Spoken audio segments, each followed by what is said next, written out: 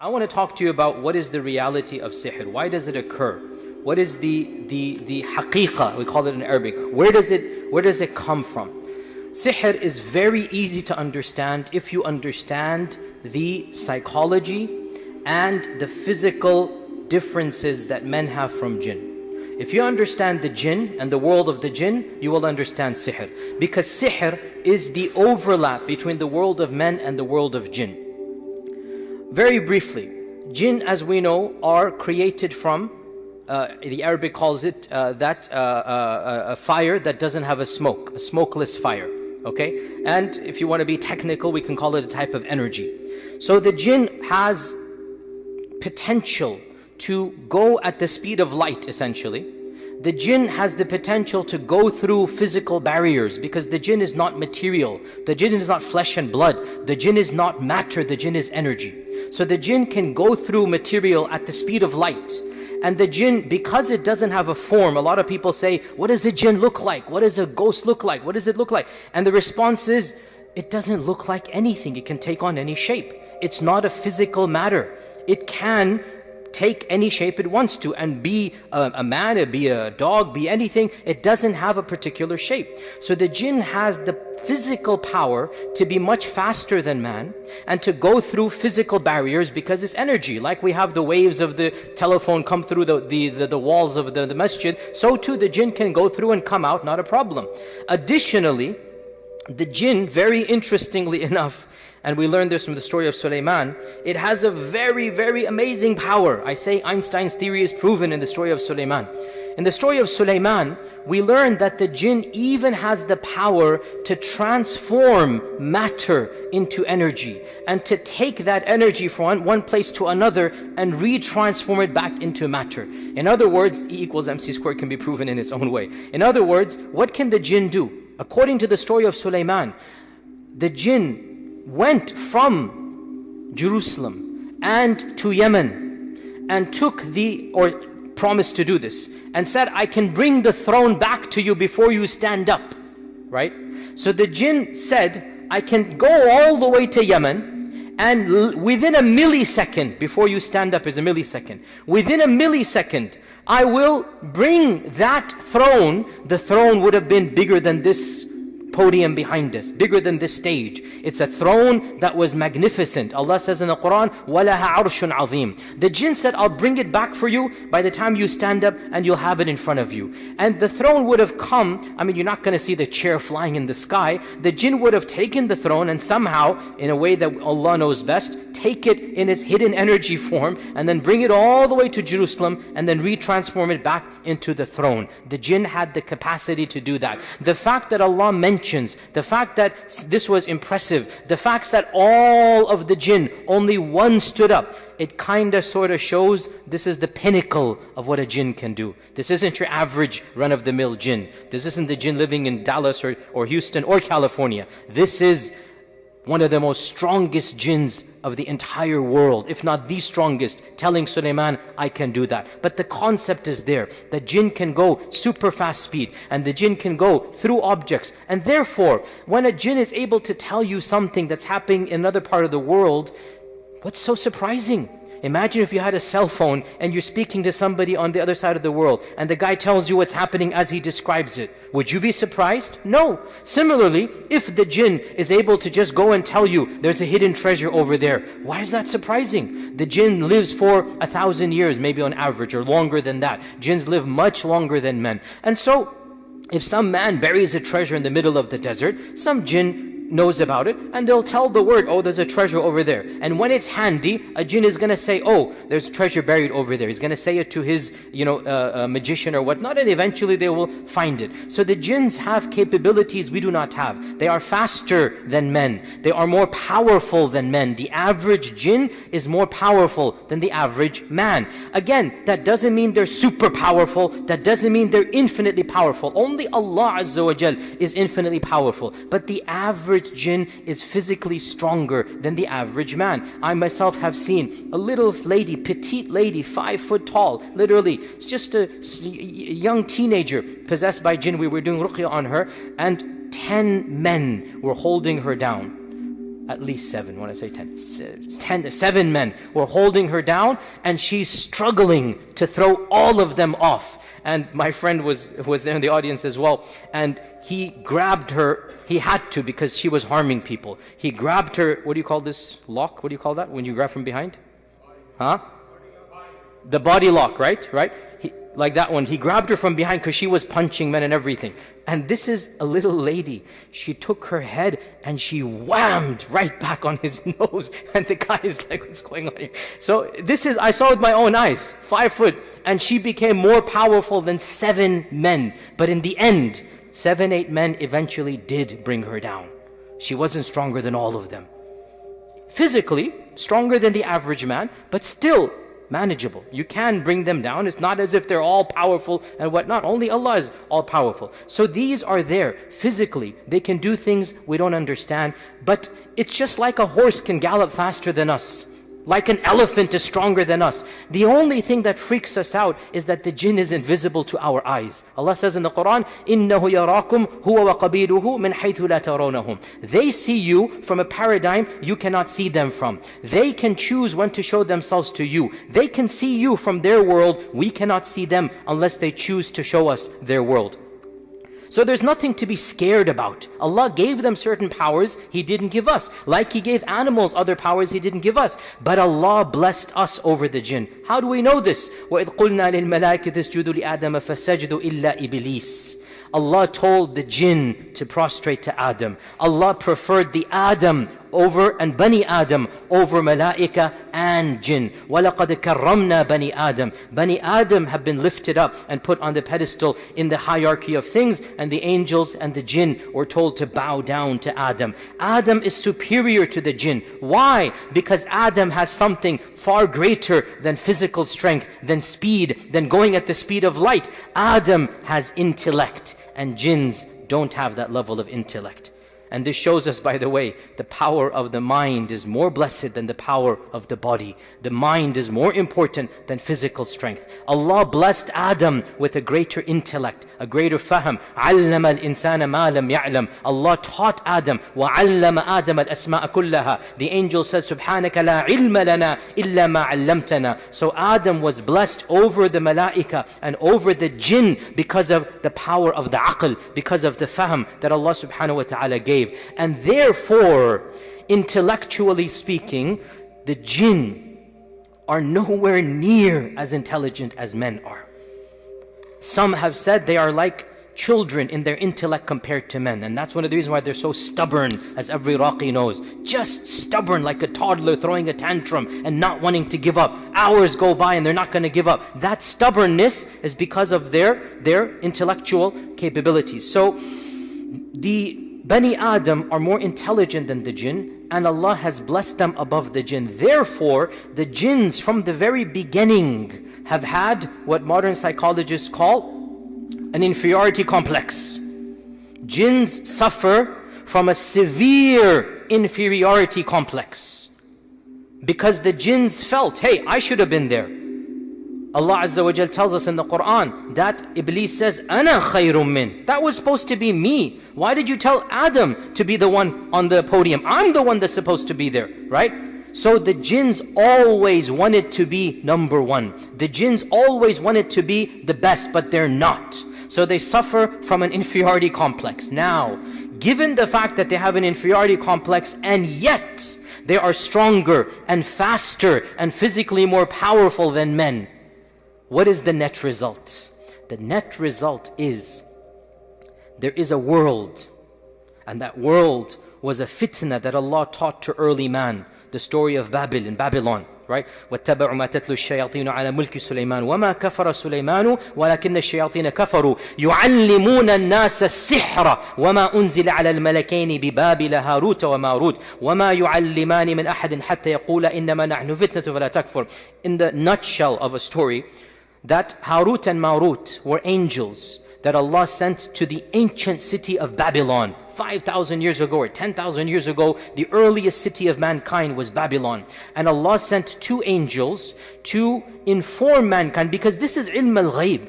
Mankind would never have known at all that we can communicate with the jinn. So Allah sent Harut and Marut. And Harut and Marut were angels. And they taught mankind that we are a test from Allah. Do not come close to us. We are a test from Allah.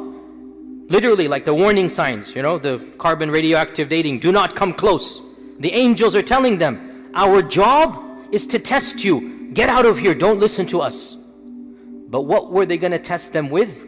The knowledge of how to communicate with the jinn.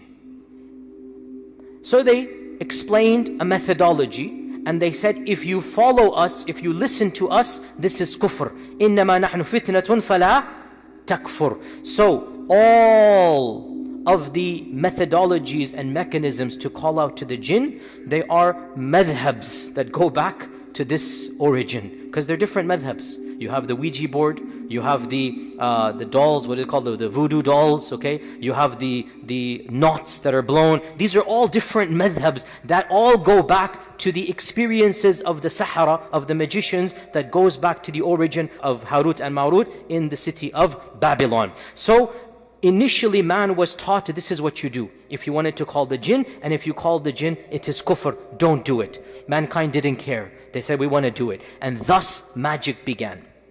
What is magic therefore? Magic, as I said, sihr, is the intersection of the world of men with the world of jinn. These two worlds are not meant to be intersected. These two worlds are meant to be separate.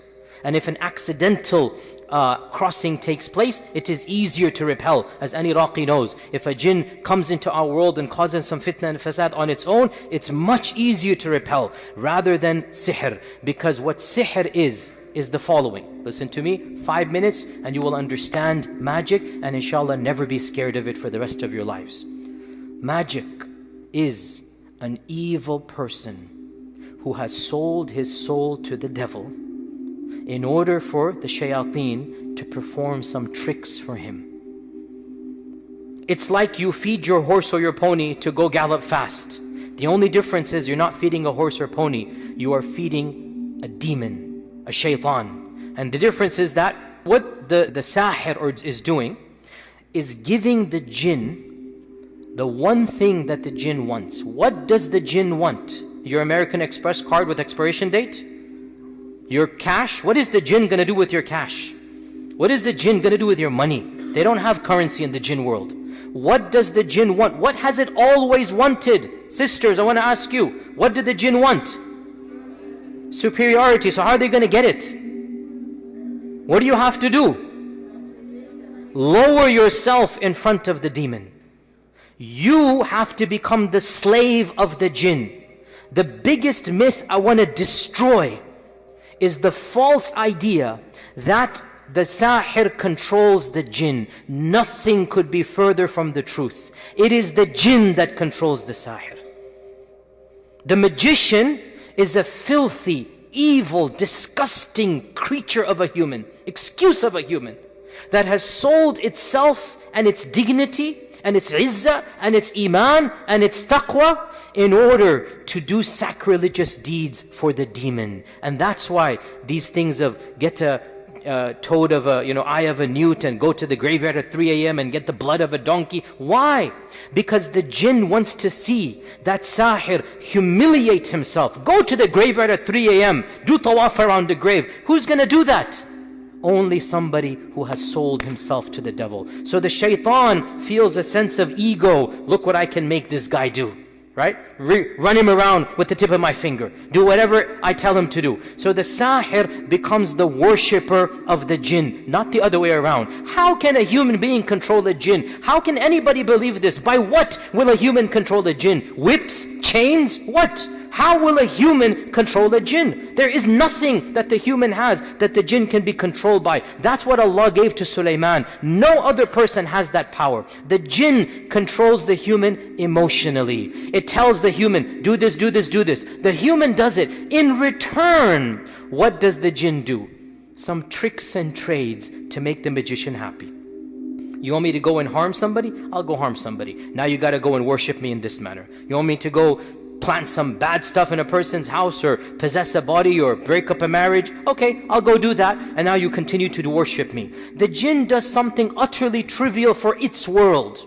In its world, it just does something that it is physically capable of doing. Allah gave the jinn certain natural powers to be invisible, to be super fast, to do things hidden manner. For example, the most common type of magic is يُفَرِّقُونَ بِهِ بَالْمَرْءِ وَزَوْجِهِ, where a husband and wife are not able to have a happy marriage. And if conjugal relations are attempted, perhaps something supernatural, perhaps the husband feels a physical pressure, perhaps something happens. These are things that are manifestations of the jinn. It's not that difficult for the jinn to push a man back. How is that difficult?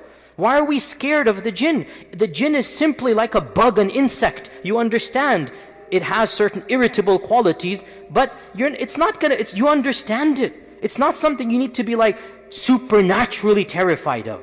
If you understand that the magician is the one selling himself to the jinn, and the jinn is returning the favor, and so why is the magician doing it? The magician wants your money.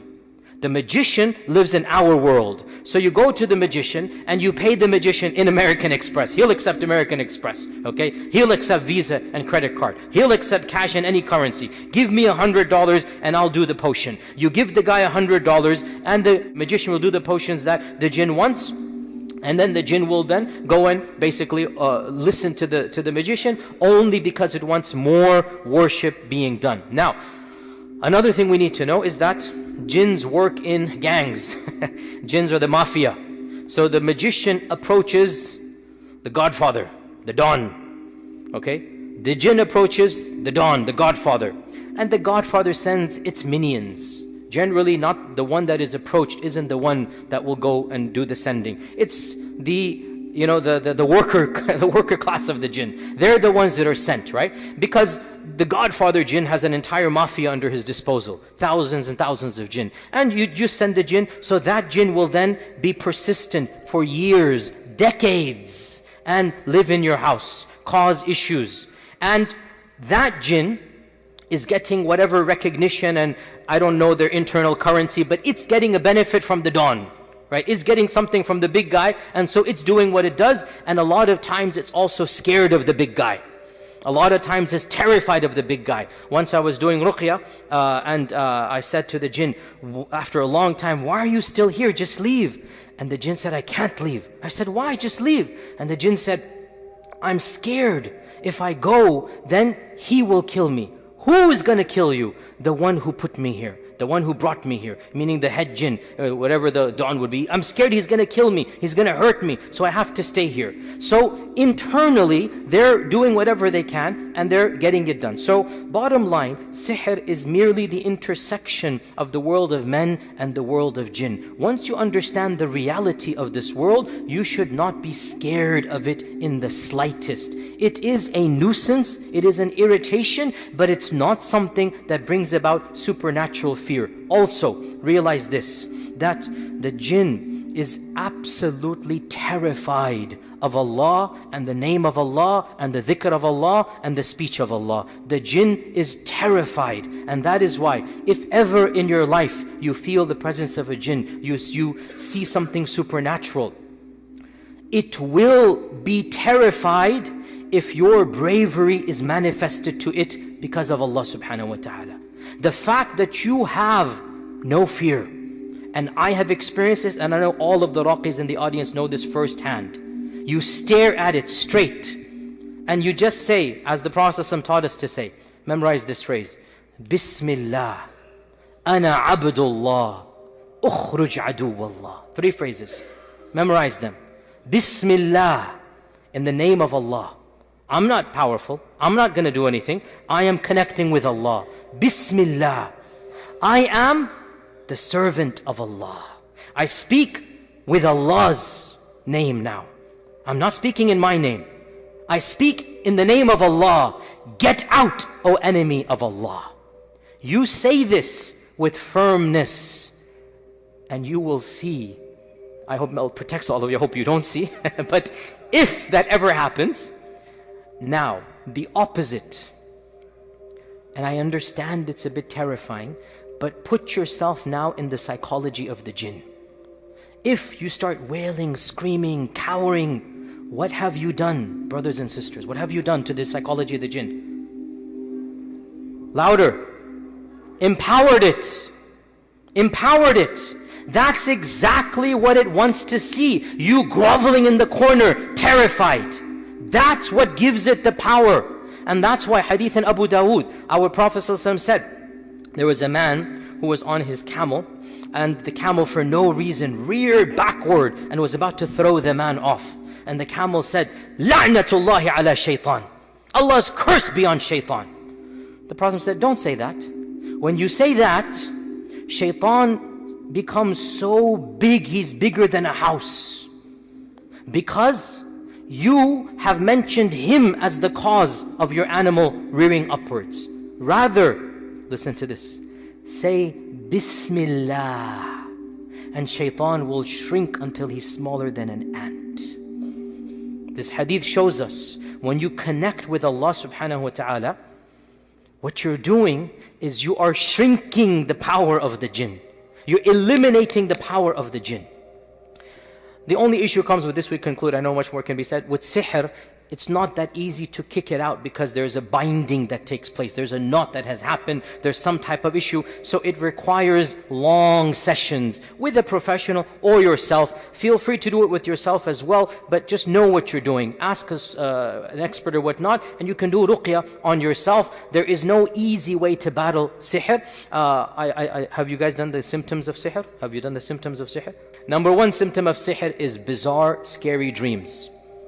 Number two symptom of sihr is you feel somebody is there when nobody is there. You're conscious, there's an entity or a power. Number three symptom of sihr is inexplicable problems or disasters that cannot be explained. Okay? Anything that science can explain, medicine can explain, is not sihr. You go to the doctor says, oh, you have this issue. That's not sihr. If the doctor can analyze it and the doctor tells you this is the problem, that's not sihr. Sihr is supernatural problem. Sihr, it doesn't make any sense. You wake up and there are bruises on your back. You wake up, there's marks here. You're having constant miscarriages and the doctor's like, everything is normal. I've done all the tests and there's constant miscarriages for no reason. And every doctor scratching their heads, you're totally normal. And the third week, fourth week, always there's a miscarriage around the same time frame. This is a symptom of sihr, that you don't know what's going on. Between husband and wife, everything seems fine, and then all of a sudden, when there's some romance, all of a sudden extreme anger or inexplicable feelings or pushing or whatnot. These are supernatural symptoms. When these exist, and only when you find them, otherwise if these symptoms don't exist, it's not sihr. I have to say this, most of what we think is sihr is our imagination. It's not actual sihr. So if you are not sure about a supernatural sign, then assume it is not sihr. There has to be something palpable. Bottom line with this, we conclude, don't be scared of these entities. They are creatures of Allah like all other creatures.